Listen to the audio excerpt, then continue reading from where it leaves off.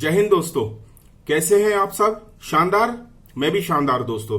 मैं आज लेके आया हूं राफेल की न्यूज आप लोगों से शेयर करने लाया हूं। और राफेल आज यानी बुधवार को भारत में लैंड कर जाएंगे। ये तो आप सभी लोगों को पता होगा। अंबाला कैंट में ये लैंड करेंगे। अंबाला कैंट की जो एक पोजीशन है, सिचुएशन है, वो पाकिस्तान और चाइना, मेनलैंड चाइना तो बहुत दूर है यहां से, इंडिया बॉर्डर से तिब्बत बीच में आता है, लेकिन जो लद्दाख में वो जो कब्जा करके बैठा है चाइना, वहां से अंबाला कैंट जो है उसकी पोजीशन सबसे सही और सटीक आती है। तो जो 5 राफेल आ रहे हैं फ्रांस से, वो अंबाला कैंट में, अंबाला में लैंड करेंगे। और इसकी खास बात यह है कि राफेल फाइटर प्लेन है, 40 से ज्यादा निशाने एक साथ ये लगा सकता है। यानी सोचिए, अगर 20 यहां से विमान चले आ रहे हैं, 20 यहां से विमान चले आ रहे हैं, हवाई जहाज दोनों दुश्मन देशों से, तो ये एक अकेला राफेल इन 40 के लिए एक साथ काफी है। और इसकी खास बात यह है कि ये एयर टू एयर भी रिफिलिंग कर लेता है, मतलब फ्यूल, पेट्रोल ये हवा से हवा में ही ले लेता है। तो इसको लैंड करने की भी जरूरत नहीं पड़ती। यानी ये लगातार कई देर तक, कई समय तक ये मैदान में रह के एक योद्धा की तरह लड़ सकता है। सबसे बड़ी बात यह है, तो हमारे एयरफोर्स को, हमारे वायु सेना को एक जबरदस्त ताकत मिलने वाली है।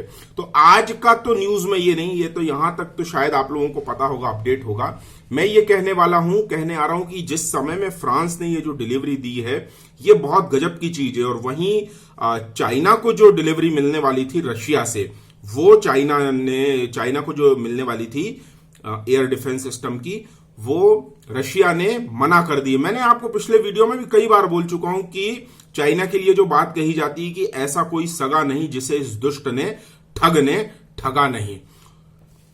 तो चाइना एक तरह से रशिया को दोस्त बोलता है। जो इसकी आइडियोलॉजी है, कम्युनिज्म, एक्सट्रीम कम्युनिज्म है जो चाइना का, वो आइडियोलॉजी सोशलिज्म रशिया से ही चली। यानी आइडियोलॉजिकली जो रशिया है, इसके मदर या फादर, मतलब ओरिजिन बोल सकते हैं। तो इस तरह से, और धर्म के आधार पर भारत है, जो बुद्धिज्म है भारत से गया है, लेकिन ना उसने रशिया को छोड़ा है, ना भारत को नहीं छोड़ा है, दोनों को ठगा है। यहां पर रशिया में चाइना के जासूस पकड़े गए हैं। अभी तो मैंने बताया था, ह्यूस्टन का चाइना कॉन्सुलेट अमेरिका ने बंद कर दी। इसी तरह से रशिया ने भी इसके साथ सख्ती दिखाते हुए इसको जो डिलीवरी दी जानी थी वो रोक दिए, क्योंकि इसके जासूस पकड़े गए हैं। ये हर जगह अपने लोगों को प्लॉट करके, जासूसी करवा के, ये हर जगह अपने मतलब सिद्ध करना चाहता है। मैंने बताया था ना, यहां से ले लेता है, असेंबल करता है और वहां भेज देता है, और वहां से लेता है, यहां लाता है चाइना में, और अगले को पहुंचा देता है। तो ये इस तरह की इसकी चालबाजियां हैं। यहां एक चीज मैं आपको बताना चाह रहा हूं कि जैसे वॉर, ईश्वर करे वॉर ना हो, लेकिन भगवान श्री कृष्ण ने भी गीता में कहा है कि अगर आपके ऊपर युद्ध थोपा जाए तो धर्म के लिए लड़ना, युद्ध करना अनिवार्य हो जाता है। शांति के लिए युद्ध का मार्ग, अगर शांति के लिए जाता है तो युद्ध का मार्ग भी धर्म का ही रास्ता है। तो इसका मतलब यह है कि अगर हमारे ऊपर, भारत के ऊपर अगर युद्ध थोपा गया, तो भारत 2 फ्रंट वॉर, यानी एक तरफ पाकिस्तान और दूसरी तरफ चाइना, 2 फ्रंट वॉर, और इससे पीछे नहीं हटेगा और न हटने वाला है। ये गलवान वैली में वैसे भी भारत के जाबाज सिपाहियों ने गर्दनें तोड़ तोड़ के दिखा दिया है। अब यहां मैं आपको एक चीज ये बताने वाला हूं कि एक समीकरण जो ऐसे बन रहे हैं कि कौन सा देश किसके साथ जा रहा है। तो चाइना की जो पोजीशन है वो सीपैक के जरिए पाकिस्तान, और उससे लगा ईरान, और ईरान से लगा हुआ टर्की के संबंध अमेरिका के पक्ष में रहते थे। लेकिन आर्मेनिया के चलते, आर्मेनिया में जो प्रॉब्लम थी उसके चलते रशिया से कभी टर्की के संबंध सही नहीं रहे। आज की डेट में टर्की के संबंध अमेरिका से भी बिगड़ रहे हैं, और रशिया से तो कभी इसके संबंध रहे ही नहीं अच्छे। आर्मेनिया क्योंकि क्रिश्चियन कंट्री थी, क्रिश्चियन कंट्री है, और जो टर्की का जो एम्पायर था, मुस्लिम एम्पायर, यहां पर बहुत ज्यादा एट्रोसिटीज हुई आर्मेनिया पर।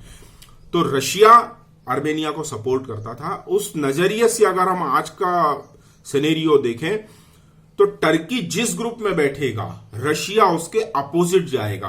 मैं यहां पर पिछले बार में भी मैंने आपको एक चीज बताई थी कि इन सारे सिनेरियो में रशिया किस तरफ बैठता है, क्योंकि देखिए ज्यादातर जो यूरोपियन यूनियन है वो चाइना के अगेंस्ट है। फ्रांस और जर्मनी जैसे देश खुल के भारत के साथ है। फ्रांस तो पहले से ही डे वन से ही कहता आया है कि भारत को जब जैसी जरूरत हो हम देने के लिए तैयार है।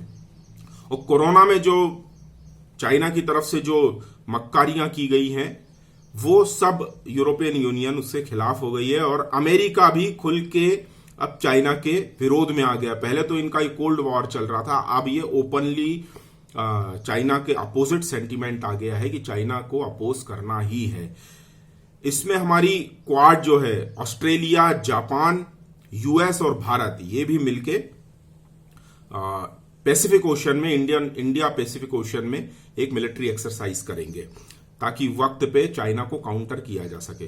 तो मैंने आपको पहले इसमें वीडियो में यह भी बताया था कि रशिया का बैलेंस यानी चाइना, पाकिस्तान, ईरान और टर्की ये भारत से लगे हुए, तो भारत को काउंटर करने के लिए चाइना इस तरह से ओवरपास करते हुए Iran, Pakistan, China, Pakistan, Iran और टर्की इस तरह से वो मिडिल ईस्ट में अपनी अप्रोच कर सकता है। और यहां पर मैंने बताया कि अगर मान लीजिए रशिया भारत के अपोजिट तो जाएगा नहीं, लेकिन अगर मान लो वो भारत के दोस्ती की वजह से अगर वो साइलेंट मोड में भी रहता है, ना वो चाइना को अपोज करे, ना चाइना के पक्ष में जाए, ना भारत को सपोर्ट करे, तो भी भारत के फेवर में वो कंडीशन रहती है। लेकिन आज की डेट में जब चाइना ने खुद ही उसके यहां जासूसी की है, यानी उस दोस्त के यहां तक जासूसी करवा ली, तो रशिया ने इसके अगेंस्ट कार्रवाई करते हुए इसको आगे की वो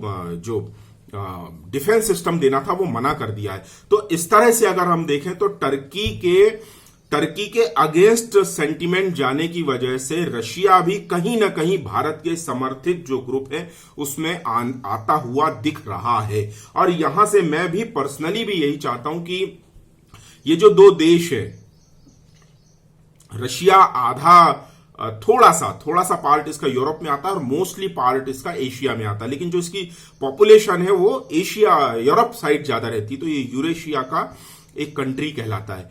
लेकिन मैं ये कह रहा हूं कि एक तरह से अगर मान लीजिए रशिया और अमेरिका एक साथ आ जाते हैं, कभी तो ये दुश्मन रहे, लेकिन अगर भारत के प्रेजेंस की वजह से, मोदी जी की डिप्लोमेसी की वजह से अगर रशिया और अमेरिका ऐसे दो देश, बड़े देश, अगर एक मिलिट्री पावर है, एक कैपिटल पावर है, पैसे की पावर है, बिजनेस की पावर है, तो ये दोनों अगर साथ में आ जाते हैं तो कम्युनिस्ट चाइना को जो एक्सपेंशनिस्ट पॉलिसी जिसकी रही है उसको काउंटर करना सारी दुनिया के लिए आसान हो जाएगा, क्योंकि कम्युनिस्टों को रोकना बहुत कठिन हो जाता है। ये मारकाट वाले लोग रहते हैं, मारकाट करना, बात जहां डेमोक्रेसी होती है वहां इनकी पैंट खराब हो जाती है। भारत जैसा देश, अमेरिका जैसा देश, डेमोक्रेसी की बात इनको बिल्कुल अच्छी नहीं लगती। यूरोपियन यूनियन के ज्यादातर देश जो डेमोक्रेसी में बिलीव करते हैं, इंग्लैंड जैसे, तो वहां पर ये कम्युनिस्ट लोगों को बिल्कुल इनकी हवा टाइट हो जाती, पेट दर्द होने लगता है, पेचिश मरोड़ होने लगती है।